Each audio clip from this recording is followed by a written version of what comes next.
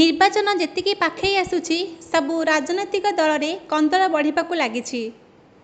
Ticket ବଣ୍ଟାକୁ ନେଇ କନ୍ଦଳ ଅତି ମାତ୍ରାରେ ପହଞ୍ଚିଲାଣି, ଯାହାକି ତୀବ୍ର ରୂପ ଧାରଣ କରି କର୍ମକର୍ତ୍ତାଙ୍କ ମନରେ ବିରୋଧାଭାସ ଜାଗ୍ରତ ହେଲାଣି। ଦୀର୍ଘ 2 ଦିନ ହେଲା ନୟାଗଡ଼ ଜିଲ୍ଲା ରଣପୁର ନିର୍ବାଚନ ମଣ୍ଡଳୀରେ ବିଜେପି ଦଳର କର୍ମୀ ଅସନ୍ତୋଷ ତୀବ୍ର ରୂପ ଧାରଣ କଲାଣି। ରଣପୁର ନିର୍ବାଚନ ମଣ୍ଡଳୀରେ ଶ୍ରୀମତୀ ସୁରମା ପାଢ଼ୀଙ୍କ ନେତୃତ୍ୱରେ ରଣପୁର ନିର୍ବାଚନ ମଣ୍ଡଳୀରେ ବିଜେପି ତାର ଆଧିପତ୍ୟ ଜାହିର ରଖିଥିଲା, କିନ୍ତୁ ତାଙ୍କୁ ଅଣଦେଖା କରାଯାଇ ଉକ୍ତ ନିର୍ବାଚନ ମଣ୍ଡଳୀରେ ଜଣେ ନୂତନ ମୁହଁକୁ ଟିକେଟ ଦିଆଯିବାକୁ କର୍ମୀମାନେ ତୀବ୍ର ଅସନ୍ତୋଷ ବ୍ୟକ୍ତ କରିଛନ୍ତି। ରଣପୁର ବ୍ଲକ ଅନ୍ତର୍ଗତ କେରେଣ୍ଡାଟାଙ୍ଗି ପରକନ୍ୟା ପଡ଼ିଆଠାରେ ବିଜେପିର 1000ରୁ ଉର୍ଦ୍ଧ୍ୱ ଛାମୁଆ ନେତା ଓ କର୍ମୀ ବୈଠକ କରି ଏ ଟିକେଟ ବଣ୍ଟା ଉପରେ କ୍ଷୋଭ ଜାହିର କରିଛନ୍ତି। ଏଥିନେଇ ସାଂସଦ ପ୍ରାର୍ଥୀଙ୍କୁ ମଧ୍ୟ ପ୍ରବଳ ବିରୋଧ କରିଛନ୍ତି। ଯଦି ଏହାର ପୁନର୍ବିଚାର ନ କରାଯାଏ ଭବିଷ୍ୟତରେ ବିଦ୍ରୋହର ରୂପ ନେଇପାରେ ବୋଲି କର୍ମୀମାନେ ମତବ୍ୟକ୍ତ ପ୍ରଦାନ କରିଛନ୍ତି। ରଣପୁରରୁ ବିପିନ ପ୍ରହରାଜଙ୍କ ରିପୋର୍ଟ, ଜାଗର 24 ନ୍ୟୁଜ।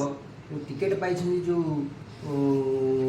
विधायक तांकु किपरि प्रतिहत करी पूर्वतन मंत्री सुरामबाड़ी को राज्य सरकार राज्य जो बीजेपी कर्तु सब अच्छा निवेदन करते आम न्यूज माध्यम जदि पूर्वतन मंत्री सुरामबाड़ी टिकेट पाइबे तेबे हेले रणपुर रे त्रिमुखी लड़े हम से कहवा कथा जे सुरामबाड़ी निश्चित भाव में जययुक्त लाभ करेंगे आमे सहयोग करूँ बोली बयान देते।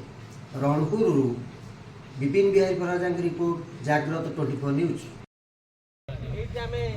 समस्त अनुभव कर जो भाई खरा हो खर घर बाहर कथा नुह आम देवदुर्लभ कार्यकर्ता मैंने जो भाव एकाठी होती निश्चित भारतीय जनता पार्टी तरफ आज जो आयोजक बंधु आमर चांदपुर जोन गोपालपुर जोन तरफ ये जो बंधु मिलन